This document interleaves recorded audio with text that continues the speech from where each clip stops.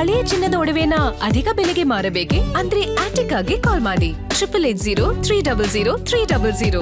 Attica gold company. Cockroach Janata party ನಡೆಸ್ತಾ ಇರುವ ಪ್ರತಿಭಟನೆ 24ನೇ ದಿನಕ್ಕೆ ಕಾಲಿಟ್ಟಿದೆ. ಭಾರೀ ಭದ್ರತಾ ನಿಯೋಜನೆಯ ನಡುವೆ ಕಾಕ್ರೋಚ್ ಜನತಾ ಪಕ್ಷವು ದೆಹಲಿಯ ಜಂತರ್ ಮಂತರ್ನಲ್ಲಿ ತನ್ನ ಚಲೋ ಸಂಸದ ಪ್ರತಿಭಟನಾ ಮೆರವಣಿಗೆಯನ್ನ ಪ್ರಾರಂಭಿಸಿತು.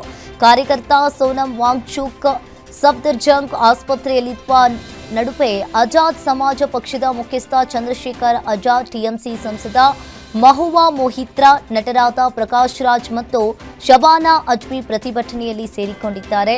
ನಿನ್ನೆ ನಡೆದ ಸಂಸತ್ ಚಲೋ ಮೆರವಣಿಗೆಯಲ್ಲಿ ಹಿಂಸಾತ್ಮಕ ಘರ್ಷಣೆಗಳು ನಡೆದ ಹಿನ್ನೆಲೆಯಲ್ಲಿ ದೆಹಲಿಯಲ್ಲಿ ಭದ್ರತೆಯನ್ನ ಬಿಗಿಗೊಳಿಸಿದ್ರು.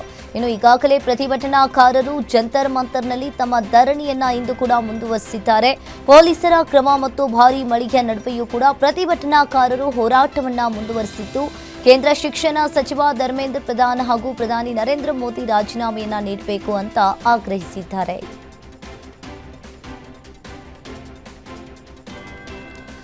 ದೆಹಲಿಯಲ್ಲಿ ನೀಟ್ ಹಗರಣದ ಕಿಚ್ಚು ಜೋರಾಗಿದೆ. ಇನ್ನು ನೀಟ್ ಹಗರಣದ ಕುರಿತು ವಿಪಕ್ಷ ನಾಯಕ ರಾಹುಲ್ ಗಾಂಧಿ ಪ್ರತಿಕ್ರಿಯಿಸಿದ್ದಾರೆ.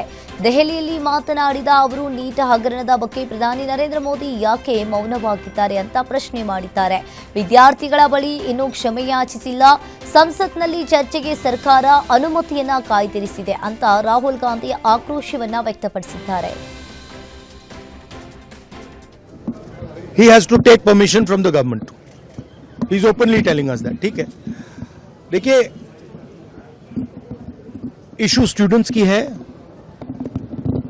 यूथ के फ्यूचर की है, और ये जो किया जा रहा है, लोगों को मारा जा रहा है, पीटा जा रहा है, this is completely un-Indian. Modi ji has not even apologized for what has happened yesterday.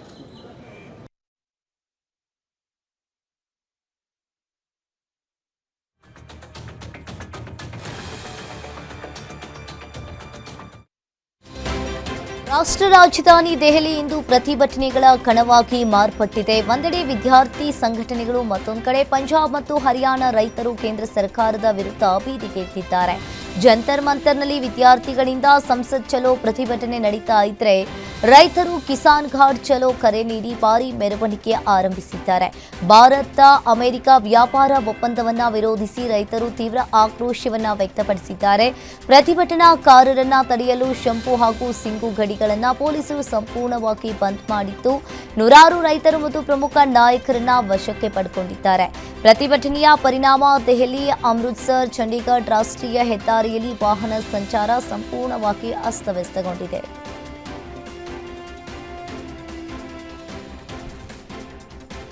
Neat ಪ್ರಶ್ನೆ ಪತ್ರಿಕೆ ಸೋರಿಕೆ ಪ್ರಕರಣದಲ್ಲಿ ಭಾಗಿಯಾಗಿರುವವರ ವಿರುದ್ಧ ಕೇಂದ್ರ ಸರ್ಕಾರ ಕಠಿಣ ಕ್ರಮ ಕೈಗೊಂಡಿದ್ದು, ಯುವಕರ ಭವಿಷ್ಯದೊಂದಿಗೆ ಯಾರೂ ಆಟವಾಡಲು ಅವಕಾಶವನ್ನ ನೀಡೋದಿಲ್ಲ ಅಂತ ಪ್ರಧಾನಮಂತ್ರಿ ನರೇಂದ್ರ ಮೋದಿ ಅವರು ಹೇಳಿದ್ದಾರೆ.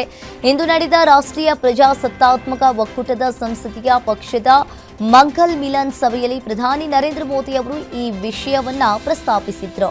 ಈ ಸಭೆ ನೀಟ್ ಪರೀಕ್ಷೆಯಲ್ಲಿನ ಅಕ್ರಮಗಳನ್ನ ವಿರೋಧಿಸಿ ಹಾಗೂ ಕೇಂದ್ರ ಶಿಕ್ಷಣ ಸಚಿವ ಧರ್ಮೇಂದ್ರ ಪ್ರಧಾನ್ ರಾಜೀನಾಮೆಗೆ ಆಗ್ರಹಿಸಿ ಕಾಕ್ರೋಚ್ ಜನತಾ ಪಾರ್ಟಿ ನೇತೃತ್ವದಲ್ಲಿ ಸಾವಿರಾರು ವಿದ್ಯಾರ್ಥಿಗಳು ಸಂಸತ್ ಚಲೋ ಪ್ರತಿಭಟನೆ ನಡೆಸಿದ ಮರುದಿನವೇ ನಡೆಯಿತು.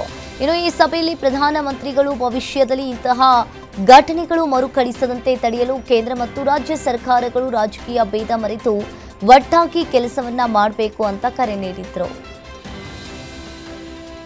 ಶಿವಾಜಿನಗರ ಬಸ್ ನಿಲ್ದಾಣದ ಬಳಿ ಫುಟ್ಪಾತ್ ತಿರುವು ಕಾರ್ಯಾಚರಣೆ ವೇಳೆ ಗ್ರೇಟರ್ ಬೆಂಗಳೂರು ಪ್ರಾಧಿಕಾರದ ಸಹಾಯಕ ಕಾರ್ಯಪಾಲಕ ಮೇಲೆ ಹಲ್ಲೆ ಮಾಡಿದ್ದಾರೆ. ಕನ್ನಡ ಪರ ಸಂಘಟನೆಯ ಮುಖಂಡ ಬಸವರಾಜ್ ಪಡುಕೋಟೆ ಹಾಗೂ ಅವರ ಬೆಂಬಲಿಗರು ಹಲ್ಲೆ ನಡೆಸಿದ್ದಾರೆ ಅಂತ ಆರೋಪಿಸಲಾಗಿದ್ದು, ಈ ಘಟನೆಗೆ ಸಂಬಂಧಿಸಿದಂತೆ ಆರೋಪಿಗಳನ್ನು ಕೂಡಲೇ ಬಂಧಿಸುವಂತೆ ಜಿಪಿಎ ನೌಕರರ ಸಂಘ ಒತ್ತಾಯಿಸಿದೆ. ತಪ್ಪಿತಸ್ಥರ ವಿರುದ್ಧ ಶೀಘ್ರ ಕ್ರಮ ಕೈಗೊಳ್ಳದಿದ್ದರೆ ಗ್ರೇಟರ್ ಬೆಂಗಳೂರು ಪ್ರಾಧಿಕಾರದ ವ್ಯಾಪ್ತಿಯ 5 ಪಾಲಿಕೆಗಳ ಕೆಲಸವನ್ನ ಸ್ಥಗಿತಗೊಳಿಸಿ ಪ್ರತಿಭಟನೆ ನಡೆಸುವುದಾಗಿ ಸಂಘದ ಅಧ್ಯಕ್ಷ ಎ ಅಮೃತ್ ರಾಜ್ ಎಚ್ಚರಿಕೆಯನ್ನ ನೀಡಿದ್ದಾರೆ.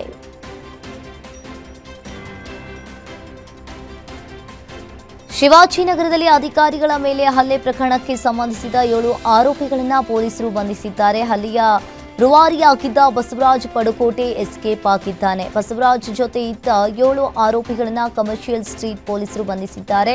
ಆರೋಪಿಗಳ ವಿರುದ್ಧ ಹಲ್ಲೆ ಮತ್ತು ಕೊಲೆ ಯತ್ನ ಆರೋಪದಡಿ ಕೇಸ್ ದಾಖಲಾಗಿದೆ.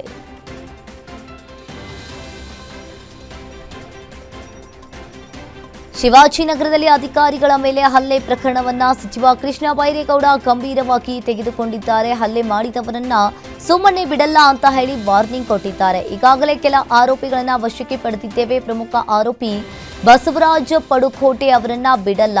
ಆರೋಪಿಗಳ ವಿರುದ್ಧ ಕೊಲೆ ಯತ್ನ ಪ್ರಕರಣ ದಾಖಲಿಸ್ತೀವಿ. ಈ ಬಗ್ಗೆ ಪೊಲೀಸ್ ಆಯುಕ್ತರಿಗೆ ಕಟ್ಟುನಿಟ್ಟಿನ ಸೂಚನೆಯನ್ನ ನೀಡಿದ್ದೇನೆ ಅಂತ ಹೇಳಿದ್ದಾರೆ. ಯಾರಾದರೂ ತೊಂದರೆ ಆದರೆ ಅವರು ಬರಬೇಕು, ಅಧಿಕಾರಿಗಳ ಹತ್ರ ಅಥವಾ ನಮ್ಮ ಹತ್ರ ಮಾತಾಡಬೇಕು, ತೊಂದರೆಗೆ ಪರಿಹಾರ ತಗೊಳ್ಬೇಕು. ಅದನ್ನ ಬಿಟ್ಟು ಸಾರ್ವಜನಿಕ ಕೆಲಸ ಮಾಡ್ತಾ ಇರುವ ಸರ್ಕಾರಿ ಅಧಿಕಾರಿಗಳ ಮೇಲೆ ಹಲ್ಲೆ ಮಾಡೋದನ್ನ ಯಾವುದೇ ಕಾರಣಕ್ಕೂ ಕೂಡ ನಾವು ಸಹಿಸಲಿಕ್ಕೆ ಆಗೋದಿಲ್ಲ ಅನ್ನೋದು ದೂರದ ಮಾತು. ಅವ್ರ ಮೇಲೆ ನಾವು ಎಲ್ಲ ಕಾನೂನು ಕ್ರಮ ತಗೊಳ್ತೇವೆ. ನಾವು ಇದರಲ್ಲಿ ಮುಲಾಜೆ ಇಲ್ಲ, ನೋ ಕಾಂಪ್ರಮೈಸ್. ಮತ್ತು ಯಾರು ಇದನ್ನ ಮಾಡಿದ್ದಾರೆ ಅವ್ರ ಮೇಲೆ ಎಕ್ಸಾಂಪ್ಲರಿ ಆಕ್ಷನ್ ಅನ್ನು ಕೂಡ ನಾವು ತೆಗೆದುಕೊಳ್ಬೇಕಾಗತ್ತೆ. ಈಗ ಅರೆಸ್ಟ್ ಮಾಡಿದ್ದೇವೆ, 307 ಕೇಸ್ ಹಾಕ್ತೇವೆ ಅವ್ರನ್ನ.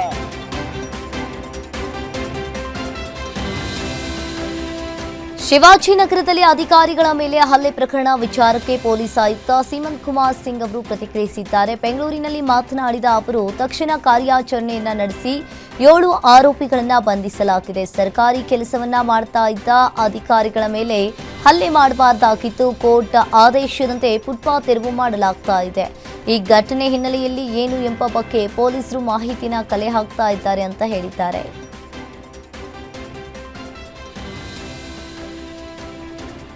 ರಾಜ್ಯ ಸಚಿವ ಕುತೂಹಲಕ್ಕೆ ಹಿಂದೆ ತೆರೆ ಬೀಳುವ ಲಕ್ಷಣ ಕಂಡು ಬಂದಿದೆ. ಈಗಾಗಲೇ ಸಿಎಂ ಡಿಕೆ ಶಿವಕುಮಾರ್, ಮಾಜಿ ಸಿಎಂ ಸಿದ್ದರಾಮಯ್ಯ, ಕೆಪಿಸಿಸಿ ಅಧ್ಯಕ್ಷ ಬಿಕೆ ಹರಿಪ್ರಸಾದ್ ದೆಹಲಿಗೆ ತೆರಳಲಿದ್ದಾರೆ. ದೆಹಲಿ ತಲುಪ್ತಾ ಇದ್ದಂತೆ ರಾಜ್ಯ ನಾಯಕರು ರಾಹುಲ್ ಗಾಂಧಿ, ಮಲ್ಲಿಕಾರ್ಜುನ್ ಖರ್ಗೆ ಜೊತೆ ಫೈನಲ್ ಮೀಟಿಂಗ್ ನಡೆಸಲಿದ್ದಾರೆ. ಹೈಕಮಾಂಡ್ ಗ್ರೀನ್ ಸಿಗ್ನಲ್ ಕೊಟ್ಟರೆ ಈ ವಾರವೇ ಸಚಿವರು ಪ್ರಮಾಣ ವಚನವನ್ನ ನಡೆಸಲಿದ್ದಾರೆ.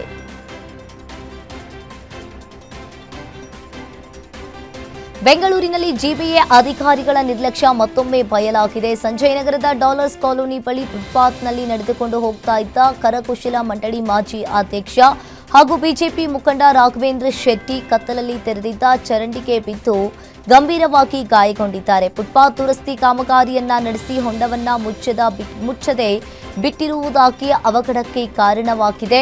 ಇನ್ನು ಈ ಘಟನೆಯಲ್ಲಿ ರಾಘವೇಂದ್ರ ಶೆಟ್ಟಿಯ ಕಾಲಿನ ಮೂಳೆ ಮುರಿದಿದ್ದು ಆಸ್ಪತ್ರೆಗೆ ದಾಖಲಿಸಿ ಚಿಕಿತ್ಸೆಯನ್ನ ನೀಡಲಾಗ್ತಾ ಇದೆ.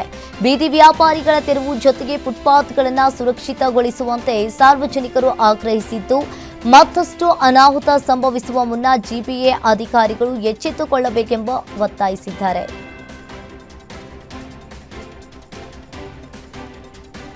ಸಚಿವ ಸಂಪುಟ ವಿಚಾರಕ್ಕೆ ಶಾಸಕ ಸಿಪಿ ಯೋಗೇಶ್ವರ್ ಪ್ರತಿಕ್ರಿಯಿಸಿದ್ದಾರೆ. ಧಾರವಾಡದ ನವಲಗುಂದ ಪಟ್ಟಣದಲ್ಲಿ ಮಾತನಾಡಿದ ಅವರು, ಶಾಸಕ ಕೋನರೆಡ್ಡಿ ರೈತಪರ ಹೋರಾಟಗಾರರಾಗಿ ಕೆಲಸ ಮಾಡ್ತಾ ಇದ್ದಾರೆ. ಅವರಿಗೆ ಅವಕಾಶವನ್ನ ಕೊಟ್ಟರೆ ಉತ್ತಮ ಅಂತ ಹೇಳಿದ್ದೇನೆ. ನಾನು ಸಿಎಂ ಇಬ್ರು ಒಂದೇ ಜಿಲ್ಲೆಯವರು ಇದ್ದೇವೆ, ಹೀಗಾಗಿ ನನಗೆ ಸಚಿವ ಸ್ಥಾನ ಸಿಗೋದಿಲ್ಲ ಅಂತ ಹೇಳಿದ್ದಾರೆ.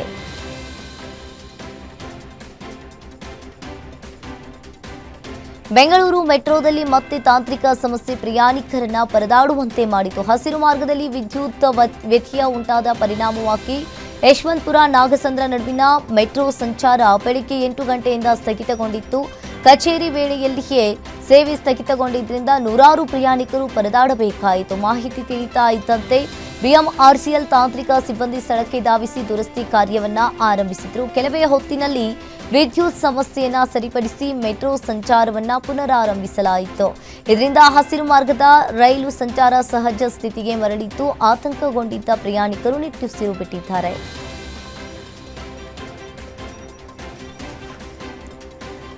ಭೂಮಿ ತಾಯಿಯ ಒಡಲು ಸೇರಿದ ತನ್ನ ಪ್ರೀತಿಯ ಅರ್ಧಾಂಗಿಯನ್ನ ನೆನೆದು ಮಾಜಿ ಪ್ರಧಾನಿ ಎಚ್.ಡಿ. ದೇವೇಗೌಡರು ಸಮಾಧಿ ಎದುರು ಕಣ್ಣೀರನ್ನ ಹಾಕಿದ್ದಾರೆ. ಹೊಳೆ ನರಸೀಪುರ ತಾಲೂಕಿನ ಮಾವಿನಕೆರೆ ಬೆಟ್ಟದ ರಂಗನಾಥ ಸ್ವಾಮಿ ಬೆಟ್ಟದ ತಪ್ಪಲಿನಲ್ಲಿ ತಂಗಾಳಿಗೆ ಮಲಗಿರುವ ಚೆನ್ನಮ್ಮ ಅವರ ಸಮಾಧಿಗೆ ಗೌಡರು ಪ್ರದಕ್ಷಿಣೆಯನ್ನ ಹಾಕಿ ಭಕ್ತಿ ಪೂರ್ವಕವಾಗಿ ನಮಸ್ಕರಿಸಿದ್ರು. ಪುತ್ರಿ ಅನಸೂಯ ಮತ್ತು ಕುಟುಂಬದ ಇತರ ಸದಸ್ಯರು ಚೆನ್ನಮ್ಮ ಅವರ ಸಮಾಧಿಗೆ ಶಾಸ್ತ್ರೋಕ್ತವಾಗಿ ಪೂಜೆಯನ್ನ ಸಲ್ಲಿಸಿದ್ರು. ಚೆನ್ನಮ್ಮ ಅವರು ಜೀವಿತಾವಧಿಯಲ್ಲಿ ಪ್ರತಿದಿನ ಪಠಿಸ್ತಾ ಇದ್ದ ಲಲಿತ ಸಹಸ್ರನಾಮ, ವಿಷ್ಣು ಸಹಸ್ರನಾಮ ಮತ್ತು ಗಾಯತ್ರಿ ಮಂತ್ರಗಳನ್ನ ಅರ್ಚಕರು ಸಮಾಧಿ ಎದುರು ಉಚ್ಚಾರಣೆಯನ್ನ ಮಾಡಿ ವಿಶೇಷವಾಗಿ ಪೂಜೆಯನ್ನ ನೆರವೇರಿಸಿದ್ರು.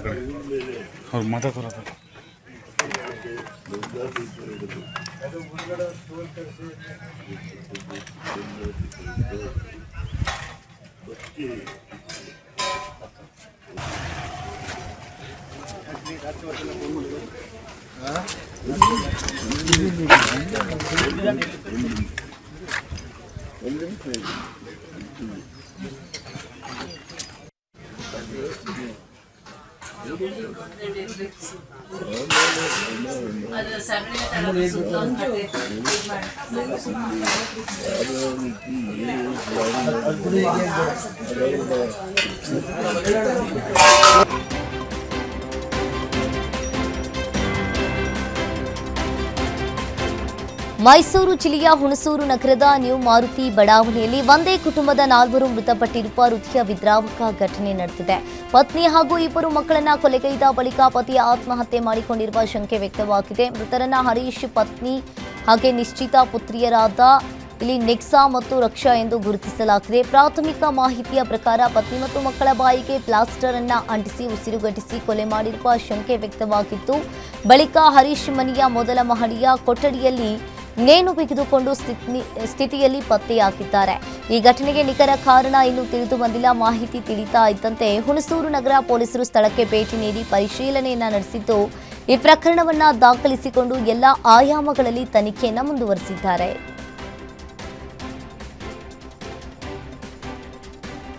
ಚೂಡಿದಾರ್ನಲ್ಲಿಟ್ಟು ಮಾದಕ ವಸ್ತು ಸಾಗಿಸ್ತಾ ಇದ್ದ ಕಿಲಾಡಿಗಳ ಬಂಧನವಾಗಿದೆ. ಇನ್ನು ದಿಲ್ಲಿಯಿಂದ ಸಪ್ಲೈ ಆಗ್ತಾ ಇದ್ದ ಎಂಡಿಎಂಎ ಮಾದಕ ವಸ್ತುಗಳನ್ನು ಪೊಲೀಸರು ಸೀಸ್ ಮಾಡಿ ಆರೋಪಿಗಳನ್ನು ಬಂಧಿಸಿದ್ದಾರೆ.